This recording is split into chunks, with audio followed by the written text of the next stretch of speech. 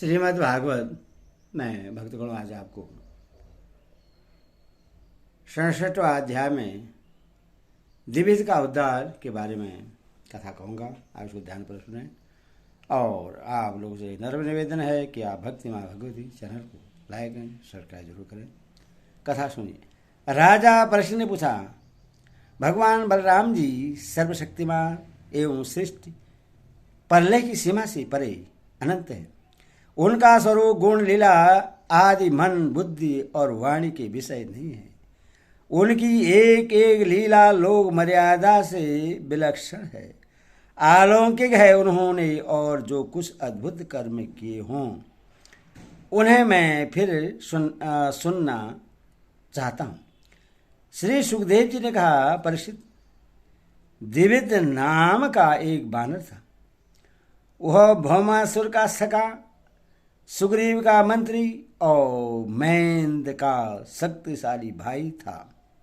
जब उसने सुना कि श्री कृष्ण ने भौमासुर को मार डाला, तब वह अपने मित्र की मित्रता के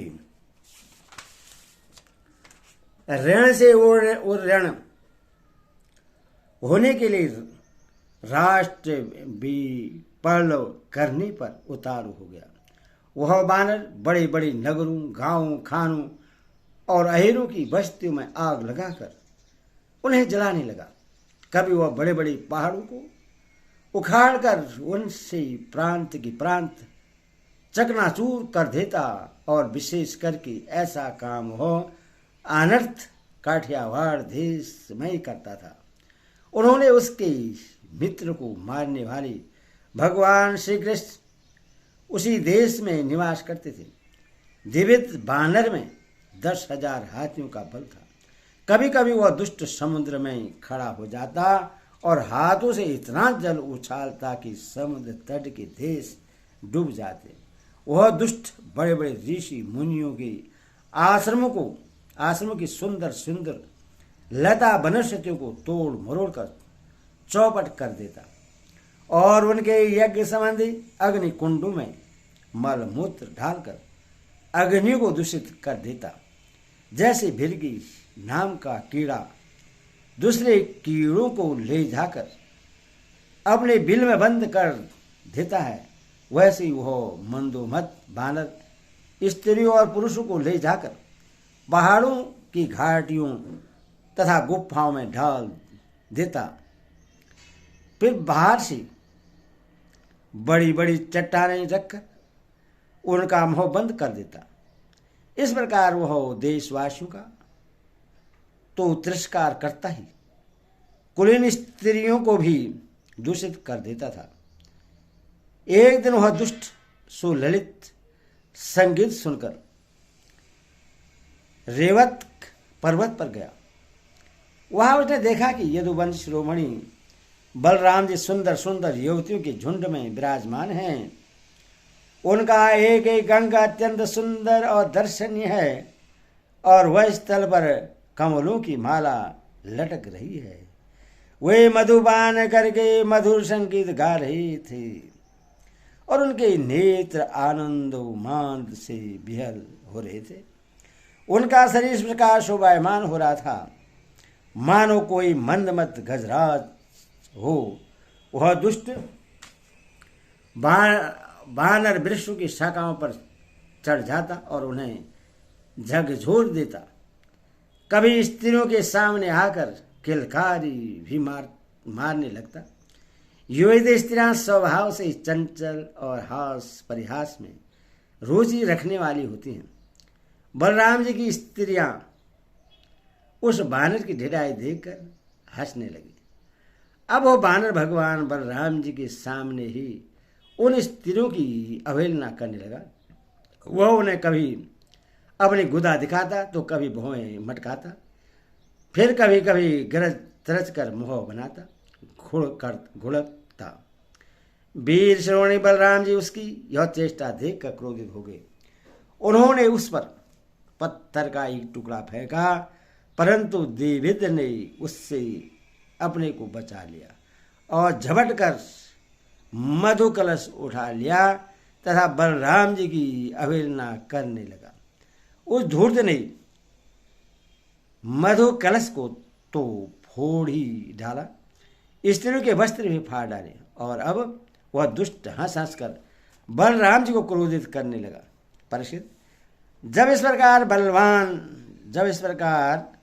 बलवान और मंदोमद देवित बलराम जी को नीचा दिखाने लगा, उनका घोर तिरस्कार करने लगा, तब उन्होंने उसकी ढिठाई देखकर और उसके द्वारा सताए हुए देशों की दुर्दशा पर विचार करके उस शत्रु को मार डालने की इच्छा से क्रोधपूर्वक अपना हल मुसल उठाया।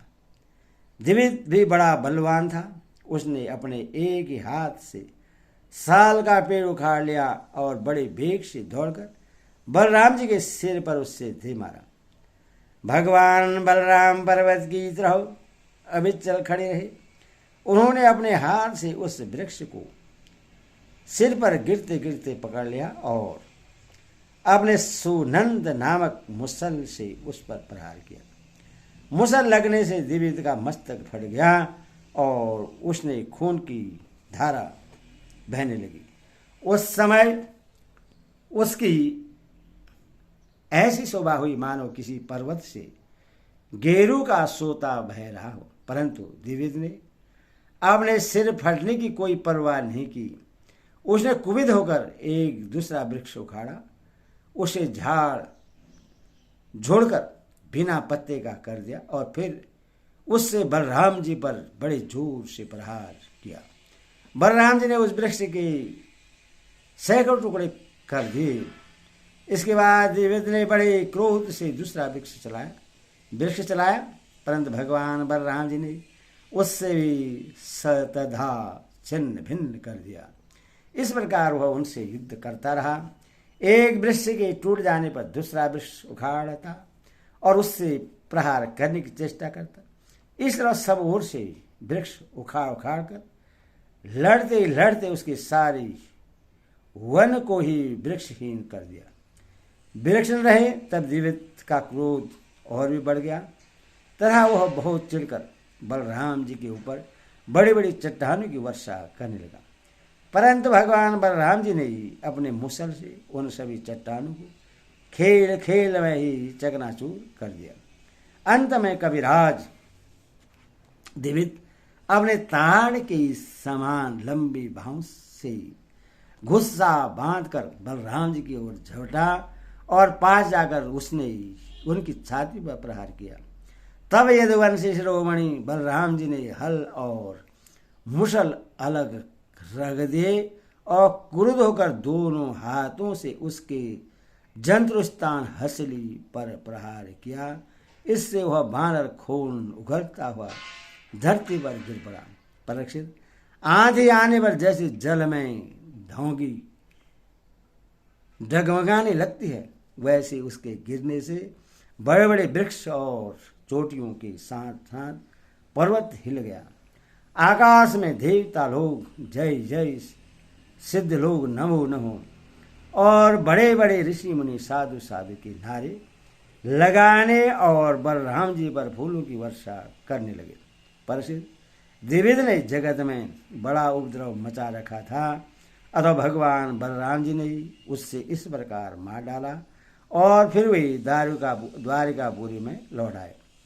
उस समय सभी परिजन भगवान बलराम की प्रशंसा कर रहे थे। हरि ओम तत्सत, हरि ओम तत्सत। बोल बलराम भगवान की जय।